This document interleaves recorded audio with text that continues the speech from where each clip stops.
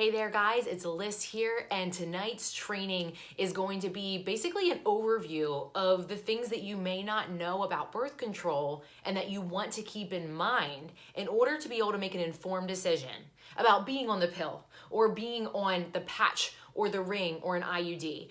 And this conversation can be very emotional for a lot of people.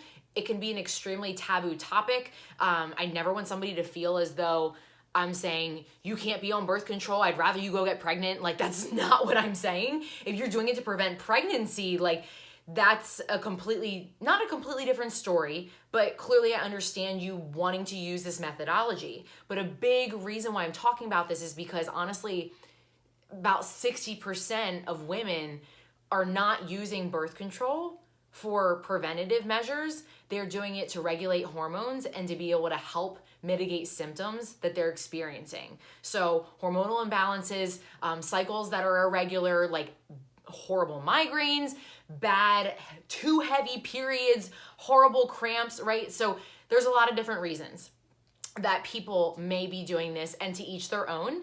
My goal, as a little disclaimer here, is to just make sure that you guys have the information that you need to just make an informed decision, informed consent to what you're putting in your body. And just so you know that maybe if some symptoms pop up that you don't know if they're technically correlated with you being on some form of birth control, I want you to know that you're not crazy. Because unfortunately, conventional medicine is a little bit slower and a lot of medical professionals out there won't necessarily acknowledge, because they're not even aware for the most part, that you being on birth control could be tied to some of these issues. So there are people, when they're going on birth control, that they do gain weight. They do have downregulated thyroid hormones. They do have downregulated testosterone. They have depleted vitamins. They have depleted magnesium and selenium and zinc and vitamin C and all the vitamin Bs that holy crap, that will throw you into a shitstorm in your body, right? So this could literally be a 12-hour training. But what I want to give you guys is just an overview of knowing that what birth control is doing to your body on a deeper level and what you may want to look out for. So like I said and started to list off, you can have a lot of nutrients that are depleted. You can have many different hormones that can be downregulated, whether it's immediately or over time. Even if your cycle is regular, guys, the reason it's regular is because once you start having birth control, it is overtaking this pattern from your brain to your ovaries. It is working at a neurological level and starts to take over that, so that your brain is not the one that's responsible for sending the signal to ovulate and all of that. It's this whole intricate system that is now happening by providing your body with a synthetic hormone. It's not even actual progesterone, right? It's progestin. So you can go into all of these different, side effects and ill effects of having synthetic hormones in your body, right? We can go very much in detail with those, but in general, when you're having nutrient depletion, when it is imbalancing your microbiome, which is your second brain, man, no wonder you can get brain fog. You can have imbalanced mood. You lose your focus, you lose your temper, you just feel like an emotional wreck, whether it's all the time or part of the time. And unfortunately, if you go to even your OBGYN to talk about this, sometimes they'll just chalk it up to well, what else is going on in your life that's emotional or causing you stress? And guys, there are many factors that can contribute to depleting nutrients and contribute to you feeling like an emotional mess, right? But I'm here to tell you that this is a variable that does play a role, and unfortunately, it's not talked about enough because there haven't been enough long-term studies on people that have been on birth control for extended periods of time.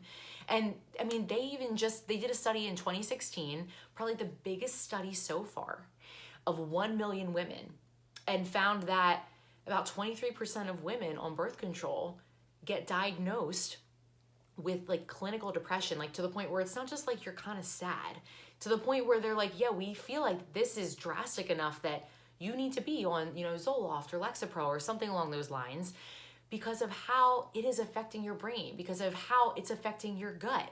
because of how it's depleting specific nutrients. That all ties into how your body is functioning. And so in my new course and coaching hybrid program called Vitality Factor that I'm launching within this next week, we go super in depth on this. This is like just part of one of the modules that I'm trying to teach you how to be able to heal yourself at an integrative health, integrative medicine, functional medicine level. So if that's something that you guys are interested in and you're like, you know what? Knowledge is power. Like, this is just one of the topics that I know I need to learn about, because I know I can't go to my PCP or my endocrinologist or even my functional MD and be able to get this type of training, because they just don't have the time to talk to all of their clients about that, or they may not even have that knowledge. So if that sounds like something that's interesting to you, just put it in the comments. Or if you're, watching this on Instagram, you can go and shoot me a private message if you're more comfortable with that. And I'm more than happy to give you information on that hybrid course that's going to be coming out. But I just need you guys to be aware that this is not in your head, that there is more to the story than most of conventional medicine is even aware of. And if you guys have any questions about your particular situation, I'm not here to cure, treat, diagnose, mitigate any disease. Of course, I make that disclaimer.